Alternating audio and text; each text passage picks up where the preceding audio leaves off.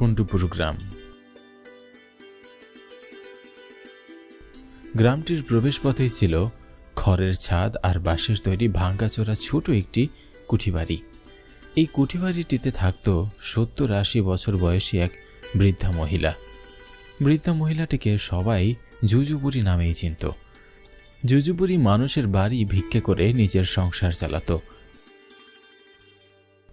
এই দিন সংসারে আপন বলতে তার কেউই ছিল না বললে খুব একটা ভুল হবে না, কারণ তার একমাত্র সন্তান আবিদ শহরে যাওয়ার পরে তার আর কোনো খোঁজ খবর রাখে না। আবিদ জন্মের 10 বছর পরে বুড়িটির স্বামী মারা যায়।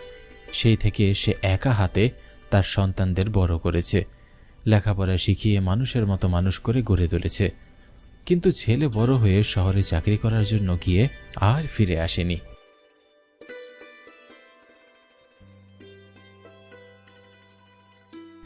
এমনকি মায়ের কোনো খবরও নেয়নি।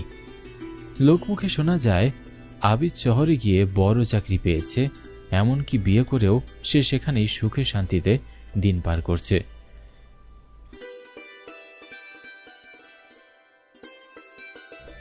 জুজুবুড়ি অসুস্থ অসহায় অবস্থায় শুয়ে শুয়ে নিজের শেষ দিনটির জন্য অপেক্ষা করছে। নিজের জীবনের সবটা দিয়ে আগলে রেখে যাকে বড় করেছে তাকে আঁকড়ে ধরে বেঁচে থাকাটা তার আর হলো না। শরীরের কোচকোনো চামড়া আর দুর্বল হাড়গুলো এবার যেন জানান দিচ্ছে তাকে যেতে হবে পরপারে।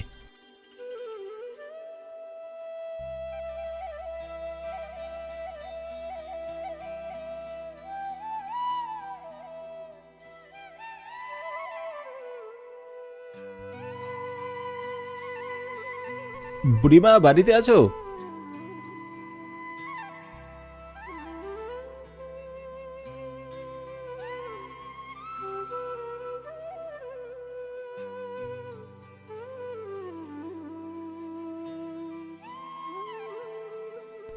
বুড়িমা এই বেলায় শুয়ে আছো যে? অরবিন্দ, আয় বাবা বস। আমার শরীরটা বেশ খারাপ বাবা, মনে হচ্ছে আর বেশি দিন বাঁচবো না। ওসব কথা বলতে নেই, বয়স হয়েছে তোমার, এখন একটু আধটু এরকম লাগবেই, বুঝলে? শোনো, তোমাকে যে কথা বলতে আমার আশা, আজ আমি শহরে আমার কাকার বাড়ি যাচ্ছি। আসতে হয়তো 7-8 দিন সময় লাগতে পারে, তো তুমি নিজের খেয়াল রেখো। বাবা, আমার ছেলেটার যদি খবর পাস তাহলে তাকে বলিস সে যেন একবার হলেও আমাকে দেখতে আসে। এটা তার কাছে আমার জীবনের শেষ চাওয়া। কতদিন ছেলেটাকে দেখি না, বুকের ভেতরটা বড্ড খা খা করে। তোমার কোলাঙ্গার ছেলের কথা বাদ দাও তো, যে এমন বৃদ্ধা মাকে একা রেখে চলে যায়, তার কথা মুখেও আনা উচিত নয়। কি করব বাবা, মায়ের মন যে ছেলে যাই করুক, কিন্তু আমি তো মা, তাকে নিজের হাতে মানুষ করেছি, কিভাবে ভুলে থাকবি বাবা? আচ্ছা বেশ, আমার সাথে দেখা হলে তোমার কথা নিশ্চয়ই জানাবো তাকে। এখন আমি আসি। সাবধানে যাস বাবা, পুরো গ্রামের মধ্যে তুই একমাত্র একটা মানুষ যে সব সময় আমার খবর রাখিস। ভগবান তোকে অনেক ভালো রাখবে বাবা। যা যা বাবা, যা, চলে যা, নয়তো আবার দেরি হয়ে যাবে যে।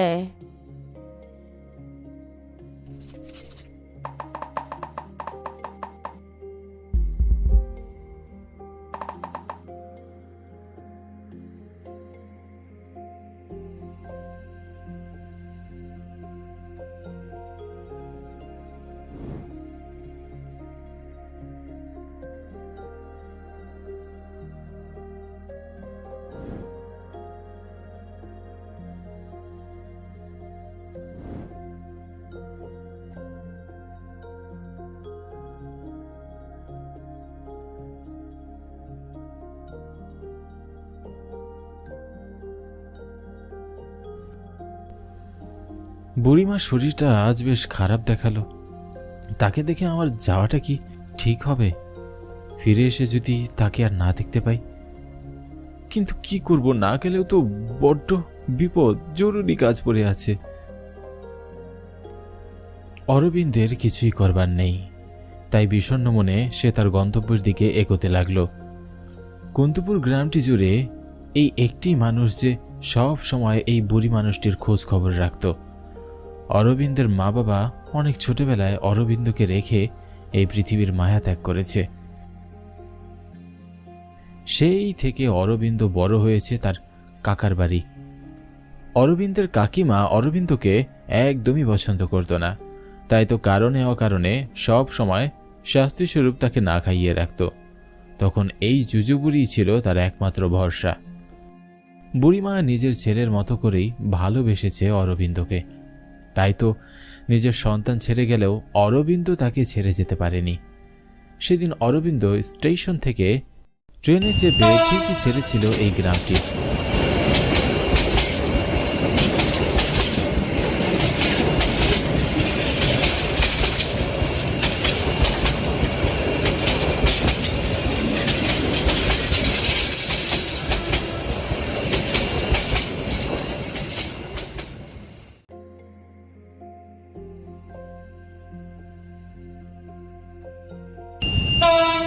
কিন্তু তার মন পড়েছিল বুড়ির বাড়িতে।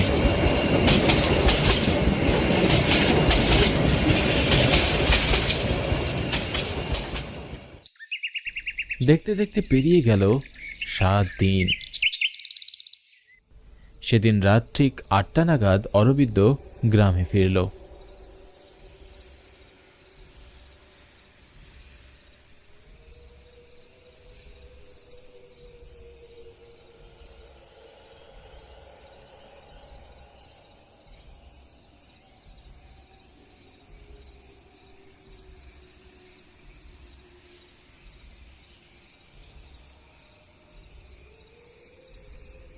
আকাশের অবস্থা একদম ভালো নয়, যে কোনো সময় ঝড় বৃষ্টি হতে পারে।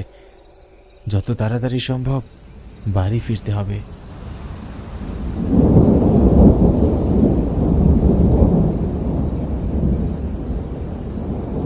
কিন্তু আশেপাশে তো কোনো রিক্সা বা ভ্যান কিছুই দেখতে পাচ্ছি না।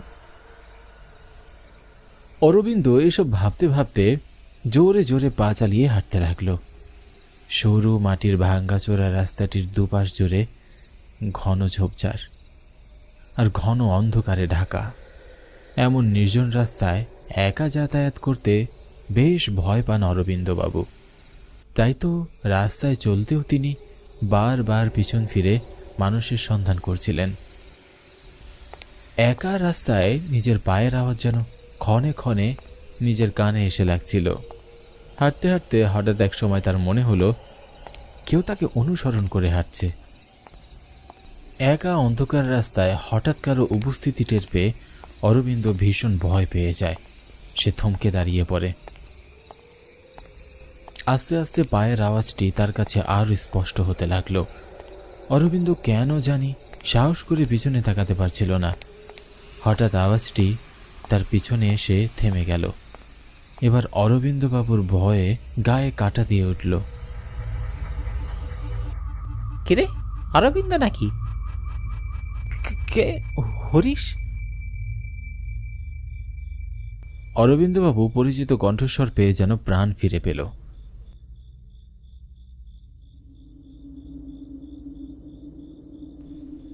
হ্যাঁ রে, আমি। তা এত রাতে কোত্থেকে আসছিস? আমি শহরে কাকার বাড়ি গিয়েছিলাম, ফিরতে একটু দেরি হয়ে গেল। বেশ বেশ, চল তাহলে একসাথে গল্প করতে করতে যাওয়া যাক।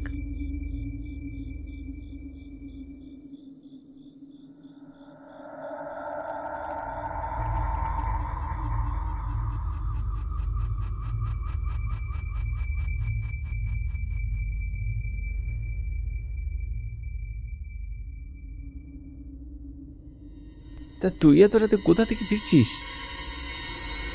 আর কোথায় যাবো, শ্বশুর বাড়ি গিয়েছিলাম তোর বৌদিকে আনতে। বৌদি কি আবার কোনো বায়না ধরেছে? তাছাড়া আর কি, কত করে বললাম বাড়ি চলো, কিন্তু এক জেদ, টিভি না নিলে বাড়ি ফিরবে না।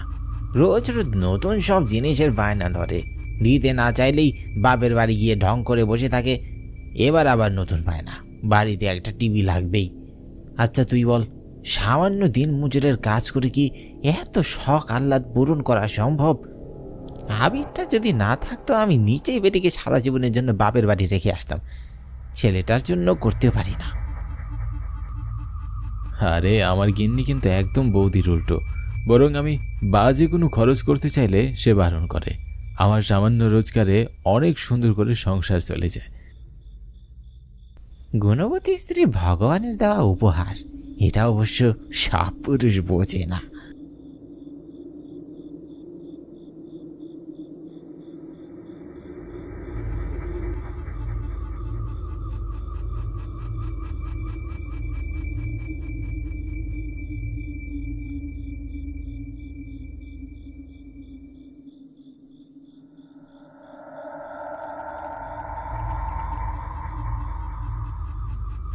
হ্যাঁ রে অরবিন্দ, কিসে যেন পচা গন্ধ বেরোচ্ছে না?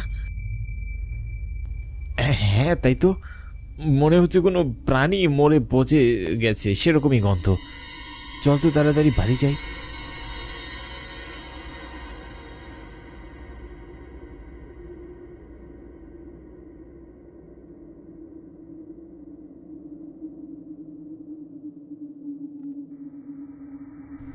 আস্তে আস্তে মনে হচ্ছে গন্ধের তীব্রতা আরো বাড়ছে।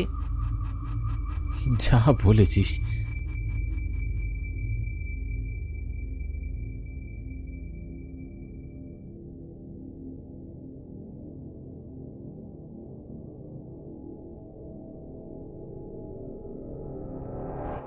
কি ব্যাপার, বুড়িমার বাড়িতে কোনো আলো নেই কেন? বুড়িমা তো রাতে কখনো আলো নিভিয়ে ঘুমায় না। চল না গিয়ে দেখে আসি। আমি জানি তুই বুড়ির সাথে দেখা না করে বাড়ি ফিরবি না। আচ্ছা বেশ চল।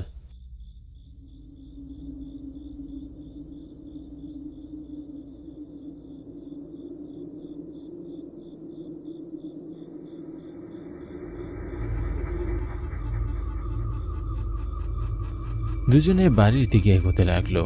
তারা যতই বুড়ির বাড়ির দিকে এগিয়ে যাচ্ছিল, মাংস পচা গন্ধটি যেন ততই বাড়ছিল। একসময় তারা বুড়ির দরজার সামনে দাঁড়িয়ে বুড়িকে ডাক দিল। বুড়িমা বাড়িতে আছো? ও বুড়িমা বাড়িতে আছো কি? আমি অরবিন্দ গো, দরজাটি একটু খোলো। অনেক ডাকাডাকির পরও কারো সারা শব্দ পাওয়া গেল না।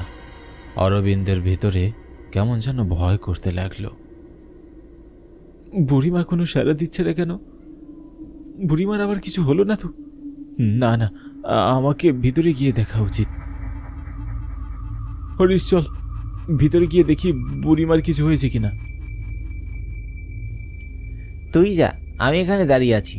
এমন গন্ধের মধ্যে আমি বাবু ভিতরে যেতে পারবো না। অরবিন্দ আর কথা না বাড়িয়ে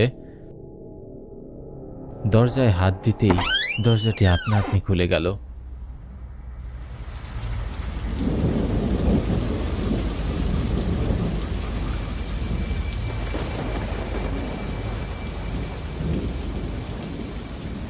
অরবিন্দ ভিতরে ঢুকে অবাক হয়ে গেল। বুড়িমার মৃত অর্ধগলিত শরীরটি বিছানার সাথে আষ্টে পিষ্টে লেগে আছে। মুখের অংশটুকু অক্ষত থাকলেও শরীর পচে ভীষণ দুর্গন্ধ ছড়াচ্ছে। মূলত তার শরীর থেকে পচা গন্ধ ছড়িয়ে যাচ্ছে চারদিকে। অরবিন্দের দু চোখ ঘুরিয়ে পানি ঝরতে লাগলো। যতই হোক বুড়িমা তাকে ছোটবেলায় মায়ের মতো মানুষ করেছে, তার সাথে শেষবার দেখা করার সুযোগটাও হলো না তার। লাশটিকে দেখে বোঝা যাচ্ছিল লাশটি আরো ৬-৭ দিন আগে এভাবেই পড়ে আছে।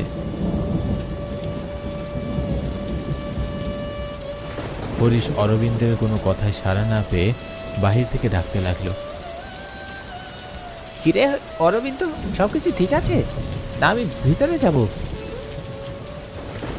অরবিন্দের কোনো সাড়া নেই। সে যেন পাথর হয়ে দাঁড়িয়ে আছে।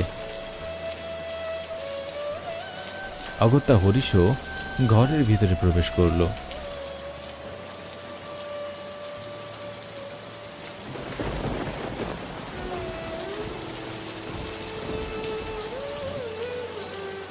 ভিতরে ঢুকে বুড়িমার এমন অবস্থা দেখে সেও হতবাক হয়ে গেল।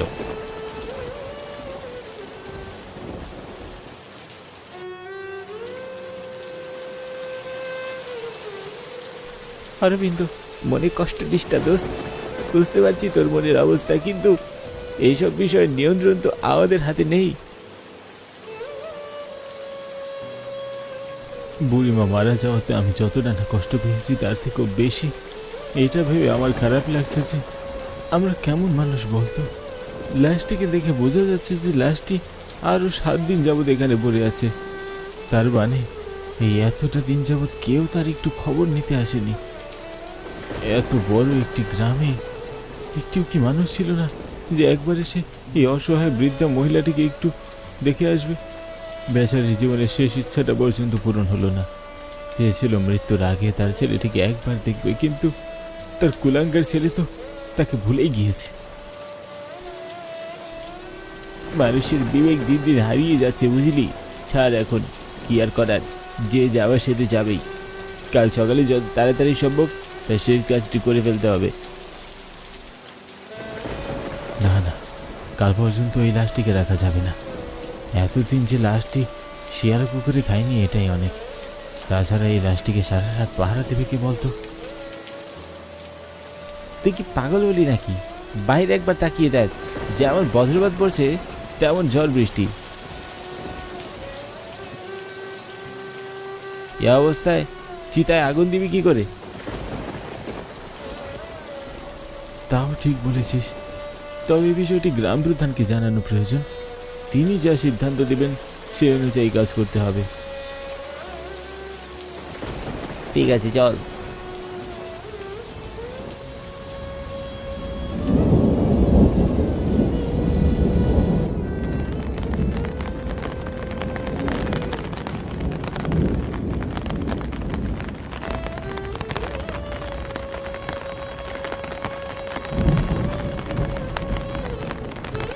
দুজন ঝড় বৃষ্টির মধ্যে ছাতা মাথায় দিয়ে বেরিয়ে পড়ল গ্রাম প্রধানের বাড়ির উদ্দেশ্যে।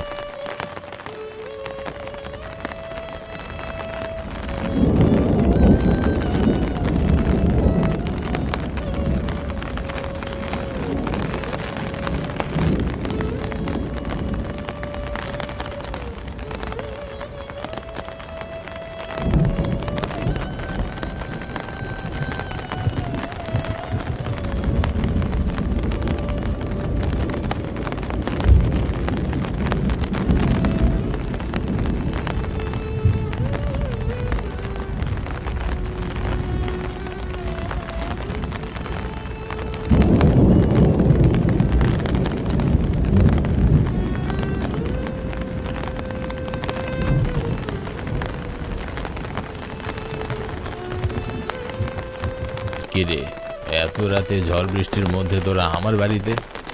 সব ঠিক আছে তো? কাকাবাবু, আজ শহর থেকে ফেরার পথে আমরা দুজনে মাংস পচা একটা দুর্গন্ধ পাই। তারপরে সেই দুর্গন্ধের উৎস খুঁজতে গিয়ে দেখি জুজুপুরির মৃতদেহ থেকে দুর্গন্ধটি ছড়াচ্ছে। তার শরীরের প্রায় সব অংশই পচে গিয়েছে। এখন কি করবো ঠিক বুঝে উঠতে পারছি না। এভাবে ফেলে রাখলে তো কোনো জঙ্গলি পশু খেয়ে ফেলবে। তা ঠিক বলেছিস। আচ্ছা, এক কাজ কর, তোদের সাথে আমি আরো 2জন লোক দিচ্ছি।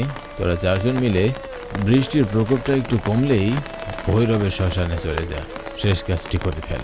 এভাবে লাশ ফেলে রাখাটা ঠিক হবে না। তাছাড়া তার কুলাঙ্গার ছেলেটাও তো কোনো খোঁজ খবর নেয় না। যা করার আমাদেরকেই করতে হবে।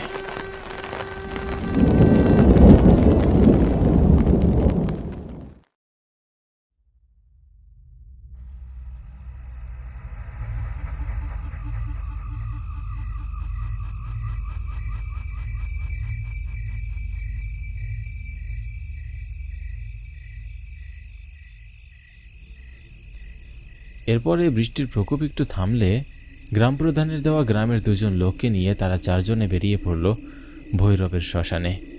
এখনও ঝিরিঝিরি বৃষ্টি পড়ছে, আকাশটি ঘন মেঘে ছেয়ে আছে।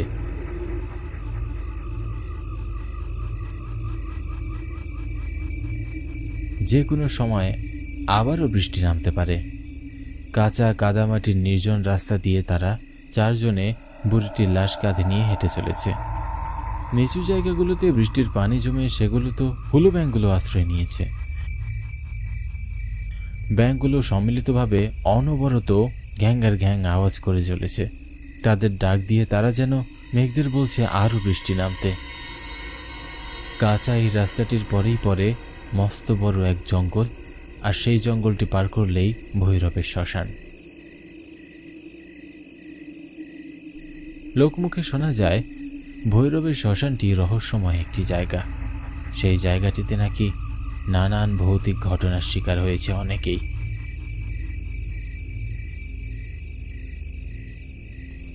কিছুটা পথ চলতে চলতে হঠাৎ মাঝ রাস্তায় এক বটগাছের কাছে এসে আচমকা অনেক জোরে বাতাস বইতে লাগলো। বাতাস বললে ভুল হবে, বলা চলে অনেক জোরে ঝড় হতে শুরু করলো। আবার নিমিষের মধ্যেই ঝড়টি থেমে গেল। এমন অদ্ভুত একটা বিষয়ে সবাই বেশ অবাক হয়ে গেল। এরই মধ্যে আবার তাদের মনে হলো বুড়ির খাটিয়াটি একদম হালকা, মনে হচ্ছে খাটিয়াতে কেউ নেই। কি ব্যাপার, খাটিয়াটি এত হালকা মনে হচ্ছে কেন? প্রবল ঝড়ে লাশটি আবার পড়ে গেল না তো? হ্যাঁ, ঠিকই বলেছিস, আমারও তাই মনে হচ্ছে। খাটিয়াটি একবার নামিয়ে দেখা প্রয়োজন।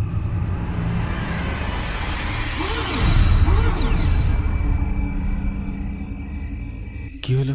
লাশটি কোথায় গেল? সবাই একটু আশেপাশে একটু খুঁজে দেখো তো, হয়তো আশেপাশেই কোথাও আছে।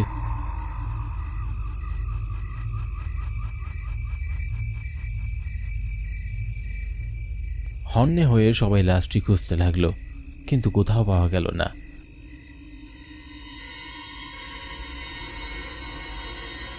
লাশ না পেয়ে সবাই খাটিয়ার কাছে ফিরল। আশ্চর্যের বিষয় হলো লাশটি খাটিয়াতেই শুয়ে আছে। এ কি করে সম্ভব? আমরা তো নিজের চোখে দেখলাম এখানে করে লাশটাই, তাহলে আচমকা লাশটি কোথা থেকে এলো? নিজে নিজে একটা লাশ কিভাবে এক জায়গা থেকে অন্য জায়গায় যেতে পারে? অরবিন্দের ভিতরেও ভীষণ ভয় করতে লাগলো, কিন্তু ভয় করলে তো আর চলবে না। সে যদি ভয় পায় তাহলে তো সবাই চলে যাবে, বুড়িমার শেষ কাজটি আর করা হবে না। তাই সে সবাইকে ধমকিয়ে থামিয়ে দিয়ে বলল, কী সব যাতা বলছিস? লাশ কিভাবে এক জায়গা থেকে অন্য জায়গায় যেতে পারে নাকি? মনে হয় আমরা ভুল দেখেছি। আচ্ছা, এখন যখন লাশটি খাটিয়ায় আছে তখন অযথা কথা না বাড়িয়ে যত তাড়াতাড়ি সম্ভব আমাদের কাজটি শেষ করা উচিত। মনে দ্বিধা সংকোচ থাকলেও অরবিন্দের কথায় সবাই খাটিয়ে কাঁধে নিয়ে আবার হাঁটতে লাগলো। ভৈরবের শ্মশানের ঠিক কাছেই মস্ত বড় এক জঙ্গল। জঙ্গলটি পেরুলেই ভৈরবের শ্মশান। শ্মশানের মাঝ বরাবর একটা নির্জন জায়গায় এসে হঠাৎ সবার পা যেন থমকে গেল ভয়ঙ্কর এক হাসির আওয়াজ পেয়ে। হাসির উৎস খুঁজতে সবাই চারিদিকে তাকাতে লাগলো, কিন্তু তারা যখন বুঝতে পারল হাসির উৎসটি আসলে তাদের কাঁধের উপর, তখন সবার ভয়ে খারাপ অবস্থা। সবাই যে যার মতো খাটিয়াটি ফেলে দৌড়াতে শুরু করলো।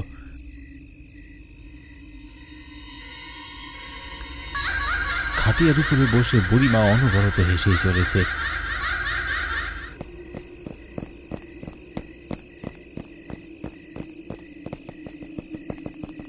দৌড়ে সবাই চলে গেলেও অরবিন্দ আর হরিশ বেশি দূর যেতে পারল না।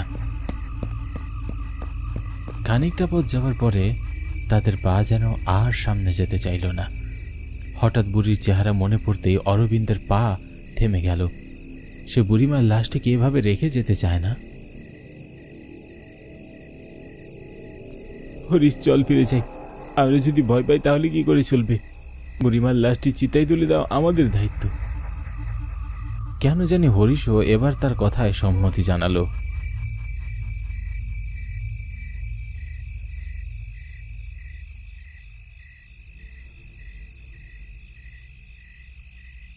তারা দুজন আবারও ফিরে এলো খাটিয়ার কাছে।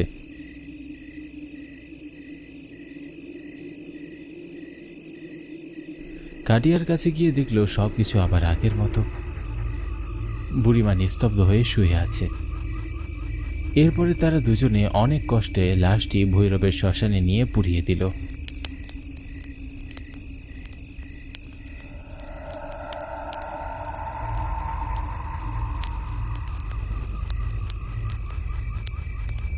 তারা চিতাতে আগুন দিয়ে যখন ফিরবে, এমন সময় আগুনের মাঝখান থেকে বুড়ির আত্মাটি কথা বলে উঠল। তোরা যদি আমার শেষ এই কাজটি আজ না করতিস, তাহলে তোদের কাউকে আমি ক্ষমা করতাম না। সবাইকে আমি মেরে ফেলতাম। আজ কতদিন ধরে মরে পড়েছিলাম একা, তোরা কেউ দয়া করেও আমাকে দেখতে আসিসনি। তোরা সবাই একদিন বৃদ্ধ হবি, তোদের শরীরেও আমার মতো বল থাকবে না। তখন বুঝবি এই বৃদ্ধার জ্বালা কত। কথাটি বলেই বুড়িমার আত্মাটি কোথায় যেন মিলিয়ে গেল। শেষ হয়ে গেল একটা অসহায় মানুষের জীবন কাহিনী। আমাদের সকলের উচিত আশেপাশের অসহায় মানুষদের খোঁজ খবর নেওয়া। টাকা দিলেই তাদের প্রতি আমাদের দায়িত্ব শেষ হয়ে যায় না।